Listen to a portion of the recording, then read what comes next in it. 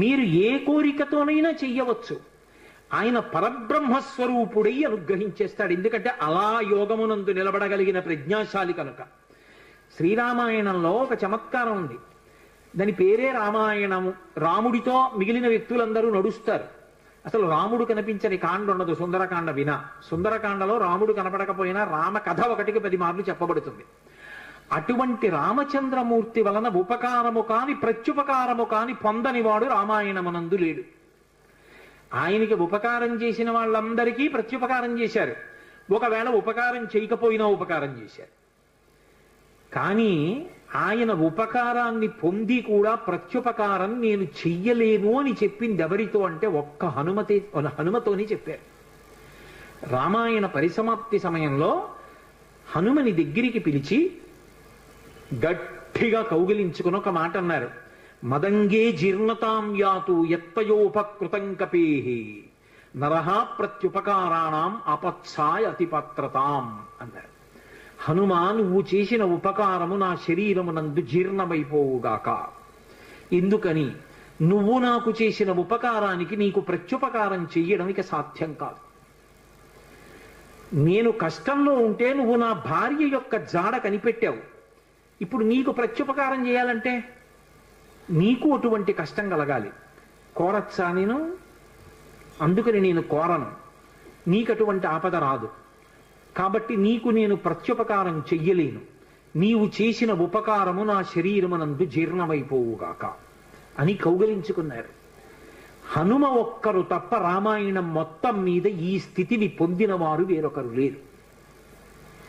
అందుకే రామచంద్రమూర్తి అవతార పరిసమాప్తి సమయంలో ఆయనతో అందరూ వచ్చేస్తానని వెనక వెళ్ళిపోతున్నప్పుడు హనుమని కూడా అడిగారు. హనుమ, నువ్వు వస్తావా అని అడిగారు. రామచంద్ర ప్రభో, మీరొకటి, మీ కథ ఒకటి, మీ నామం ఒకటి కాదు. ఎక్కడ ఏమి తెలిసినా తెలియకపోయినా రామనామము రామనామము రమ్యమైనది రామనామము అంటే అక్కడ కడతాను. రామ కథ చెప్తే పెడతా, రామాయణం చెప్తే పెడతా. ఇప్పుడు రాముడు అన్నాడు, మక్కథా ప్రచరిష్యంతి యావల్లోకే హరీశ్వర తావద్రమస్య సుప్రీతో మద్వాక్యమనుపాలయం. రామశాసనం హనుమకి. ఎక్కడ రామనామం చెప్పినా, ఎక్కడ రామ కథ చెప్పినా, ఎక్కడ రామాయణం చెప్పినా హనుమా నువ్వు అక్కడికి వెళ్ళి కూర్చుని వింటూ ఉండు. హనుమ సభలోకి వచ్చారు అంటే సభలో ఉన్న వాళ్ళందరికీ మంగళమే. నన్ను నమ్మండి, చచ్చిపోయేవాడు కూడా బతుకుతాడు. హనుమ దర్శనం అంత గొప్పది. ఆయన దర్శనం చేస్తే చాలు. నిన్నను మీతో చెప్పా, సంధ్యాకాల దర్శనంతో సమానం. ఉపద్రవాలు కూడా తొలగిపోతాయి. అంత శక్తివంతం హనుమద్ దర్శనం అంటే. అటువంటి హనుమ సభలోకి ప్రవేశిస్తారు. ప్రవేశించి అనుగ్రహిస్తారు. ఎందుకని అంటే పైన రామశాసనం ఉంది. ఇదే మహానుభావుడు తులసీదాస్ గారి జీవితంలో జరిగింది. తులసీదాస్ గారు ప్రతిరోజు గంగానదిలో స్నానం చేసి చెంబుతో కాసిన నీళ్లు తీసుకొచ్చి రావి చెట్టు మొదట్లో పోసి రావి చెట్టు కింద కూర్చుని తపస్సు చేస్తుండేవారు. ఆ రావి చెట్టు మొదట్లో గంగ నీళ్లు పోస్తుంటే గంగాజలం తగిలిందో ఏమో ఒక బ్రహ్మరాక్షసుడు పైనుంచి కిందకి దిగాడు.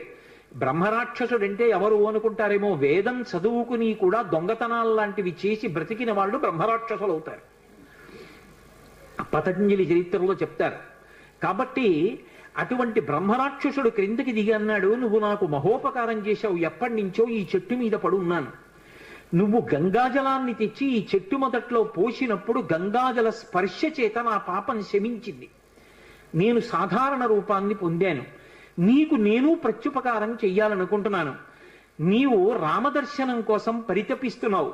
నీకు రామదర్శనం కావాలి అంటే చేయించగలిగిన వారు హనుమ ఒక్కరే.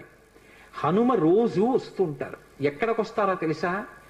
ఎక్కడెక్కడ రామనామం జరుగుతుందో, ఎక్కడెక్కడ రామనామం ప్రస్తావనకు వస్తుందో, ఎక్కడెక్కడ రామ కథ చెప్పబడుతుందో అక్కడ ఉంటారు. కాశీలో హనుమాన్ ఘాట్లో ఒక వ్యక్తి రోజు రామాయణం చెప్తున్నాడు. అక్కడికి వచ్చి కూర్చుంటారు. ఎలా గుర్తుపడతావో తెలుసా? అందరికన్నా ముందు సభలోకి వస్తారు. అందరికన్నా ఆఖరణ కళ్ళ నీళ్ల పెట్టుకుని ఒక్కడు తలదించుకుని నడిచి వెళ్ళిపోతూ ఉంటాడు. నువ్వు గుర్తుపట్టి వెంట వెళ్ళు అన్నారు. అప్పుడు ఆ రూపంలో వెళ్ళారు. అన్ని వేళలా అలా వెళ్ళరు, ఏ రూపంలోనైనా వెడతారైనా. కాబట్టి తులసీదాస్ గారు హనుమాన్ ఘాట్కి వెళ్ళి కూర్చున్నారు. అందరికన్నా ముందు ఒక వ్యక్తి వచ్చాడు రామాయణం వినడానికి. అందరూ వెళ్ళిపోయిన తర్వాత తల ఉంచుకుని కన్నులమ్మట నీరు కారుతుండగా వెడుతున్నాడు. తులసీదాస్ గారు ఆయన వెంటపడ్డారు. ఆ వ్యక్తి కనిపెట్టాడు, ఎవరో నన్ను వెంబడిస్తున్నారని. ఆయన హనుమ, ఆ ముందు వెడుతున్నవారు. వెనక్కి తిరిగి గద్దించారు, ఎందుకు నా వెంట వస్తున్నావు, ఆగక్కడ. కాదు, నాకు రామదర్శనం కావాలి, నీ వల్లే జరగాలి. వెళ్ళి కాళ్ళ మీద పడ్డారు. కాళ్ళ మీద పడితే ఆయన ఒక స్థలాన్ని చెప్పారు, అక్కడ కూర్చుని నువ్వు జపం చెయ్యి, తపస్సు చెయ్యి, నీకు రామదర్శనం అవుతుందన్నారు. తులసీదాస్ గారు కూర్చుని తపస్సు చేస్తున్నారు. తపస్సు చేస్తుంటే రామలక్ష్మణులు ఇద్దరూ రాజకుమారుల రూపంలో గుర్రాల మీద వచ్చారు. వచ్చి గుర్రాలు దిగి అరుగు మీద సేద తీరారు. ఎవరో రాజకుమారులని తులసీదాస్ గారు ఊరుకున్నారు. వాళ్ళిద్దరూ గుర్రం ఎక్కి వెళ్ళిపోయారు. హనుమ వచ్చారు, రామలక్ష్మణులు వచ్చారు, గుర్తుపట్టావా అన్నారు. ఎప్పుడు వచ్చారు అన్నారు. అయ్యో, ఇద్దరు రాజకుమారుల వేషంలో వచ్చారయా, నువ్వు గుర్తుపట్టలేదు, వెళ్ళిపోయారన్నారు. ఎంతో బాధపడ్డారు. మళ్ళీ సాధన చెయ్యి అన్నారు. మళ్ళీ సాధన మొదలుపెట్టారు. మళ్ళీ సాధన మొదలు పెడితే కొన్నాళ్ళు అయిపోయిన తర్వాత చిన్న పిల్లవాడి రూపంలో రాముడు వచ్చాడు. గంధం తీస్తున్నారు తులసీదాస్ గారు రామచంద్రమూర్తికి అనులేపనం చేయడానికి. చిన్న పిల్లవాడి రూపంలో వచ్చి తాతా తాతా నాకు గంధం ఇస్తావా అని అడిగాడు. ఇది రాముడి కోసం రా, పో అన్నారు తులసీదాస్ గారు. మళ్ళీ పొమ్మంటున్నాడు రా రాముడు వస్తే అని హనుమ వెంటనే పంజరంలో చిలక రూపంలో వచ్చి పాట పాడారు. రాముడు బాలుడి రూపంలో వచ్చి తులసీదాస్ గారిని గంధం అడుగుతున్నాడు, గుర్తించలేని తులసీదాసు వెళ్ళిపోమ్మంటున్నాడు అని. అది విన్నటువంటి తులసీదాస్ గారు వెంటనే పిల్లవాడి కాళ్ళు పట్టుకుని పిల్లవాడి కాళ్ళ మీద పడ్డారు. పడగానే రామచంద్రమూర్తిగా దర్శనమిచ్చారు. దర్శనమిచ్చి, తులసీదాస్, నా పేరు మీద నువ్వు రామాయణాన్ని, దక్షిణ దేశంలో వాల్మీకి రామాయణం, దక్షిణ దేశం ఎక్కడైనా వాల్మీకి రామాయణం, కానీ నువ్వు ఇప్పుడు రామచరితమానస్ అన్న పేరు మీద రామాయణాన్ని రచించు. ఉత్తర భారతదేశంలో రామచరితమానస్కి ఎంత గౌరవం అంటే, మీరు ఆలయాల్లోకి వెళ్ళండి, వ్యాసపీఠాలు పెట్టి దాని మీద రామచరితమానస్ పెడతారు. గుళ్ళోకి వెళ్ళిన వాళ్ళు కనీసం ఒక్క శ్లోకమైన అందులోంచి చదువుకుని చక్కగా ఓ పువ్వు ఏదో పెట్టి నమస్కారం పెట్టొస్తారు. రామచరితమానస్కి అంత గొప్ప. విచిత్రం ఏంటంటే హనుమాన్ చాలీసా, రామచరితమానస్ రెండు తులసీదాస్ గారి శరీరంతో ఉండగానే ప్రఖ్యాతి వహించేసాయి. అటువంటి తులసీదాస్ గారు ఎప్పుడూ రామనామం చెప్తుండేవారు. ఒకప్పుడు తులసీదాస్ గారు గంగ ఒడ్డున నిలబడి ఉన్నారు. ఒక ఆవిడ గబగబా వచ్చి ఆయన కాళ్ళ మీద పడి నమస్కారం చేసింది. ఎప్పుడూ అలవాటు మీద తులసీదాస్ గారు దీర్ఘసుమంగళీ భవ అన్నారు. అయ్యా, నన్ను దీర్ఘసుమంగళీ భవ అంటున్నారు, నా భర్త మరణించాడు, అదిగో చితి మీద పడుకోబెడుతున్నారు దహన సంస్కారానికి, మీ నోట వంట వచ్చిన మాట అబద్ధం కాకూడదు అందావిడ. నా నోట రావడం ఏమిటమ్మా, రాముడు పలికించాడు. ఆయన వెంటనే అక్కడికి వెళ్ళి ఆ కమండలంలో నీళ్లు తీసి ఆ శవం మీద చల్లి రామనామం చెప్పారు. చటుక్కున లేచి కూర్చున్నాడు. ఇది చూశారు పాదుషా యొక్క గూఢచారులు ఆ గంగా తీరంలో తిరుగుతూ. తులసీదాస్ గారి దగ్గర రకరకాలైనటువంటి విన్యాసాలున్నాయి, ఆయన ఏవైనా చెయ్యగలడని పాదుషాకి చెప్పారు. పాదుషా తులసీదాస్ని పిలిపించారు.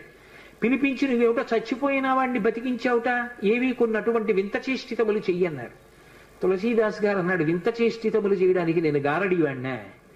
కాదు, రాముడు నన్ను పనిముట్టుగా అనుగ్రహించాడు, అది రామానుగ్రహం అన్నాడు. అంటే నేను చెప్పిన మాట పాటించట్లేదు కాబట్టి కొరడాలతో కొట్టండి అన్నాడు. అంటే అప్పుడు హనుమాన్ చాలీసా చేశారు తులసీదాస్ గారు. కళ్ళు మూసుకుని హనుమని తెలుసుకుని హనుమాన్ చాలీసా చేస్తుంటే భటులు వచ్చి కొరడాలు పట్టుకుని కొట్టడానికి పైకెత్తుతున్నారు.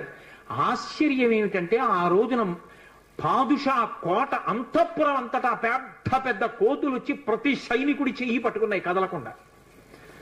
పాదుషా భయపడిపోయి సింహాసనం దిగి కిందకొచ్చి తులసీదాస్ గారి కాళ్ళ మీద పడ్డాడు. అప్పుడు ఖచ్చితంగా పూర్తయిపోయింది హనుమాన్ చాలీసా. ఆ తులసీదాస్ గారి చదివినప్పుడు అన్ని కోతుల రూపంలో వచ్చి ఎదురుగుండా హనుమ నిలబడి కాపాడారు తులసీదాస్ గారిని. అందుకే అప్పటికీ ఇప్పటికీ ఎప్పటికీ కూడా హనుమాన్ చాలీసాకి అంత శక్తి. తులసీదాస్ గారు ఎప్పుడు మాట్లాడుతూ ఉండేవారు స్వామి హనుమతోటి. రామాయణ రచన చేసేటప్పుడు, రామచరితమానస్ రాసేటప్పుడు ఏ ఏ ఘట్టం దగ్గరికి వచ్చేటప్పుడు ఆయా ఘట్టం దగ్గర మళ్ళీ హనుమకి చదివి వినిపిస్తూ ఉండేవారు. హనుమ అంతా చదివి సరేనంటుండేవారు. అబ్బో, ఎన్ని చమత్కారాలు, వాళ్ళిద్దరి మధ్యలో ఎన్ని విశేషాలు జరిగాయో తులసీదాస్ గారికి హనుమకి.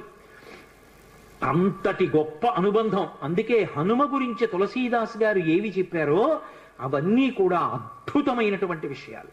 రామచరితమానస్ అంత గొప్ప గ్రంథం.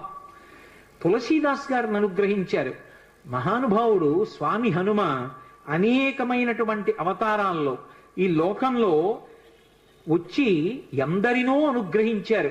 వారు వచ్చినటువంటి అవతారములు ఎన్నో ఉన్నాయి.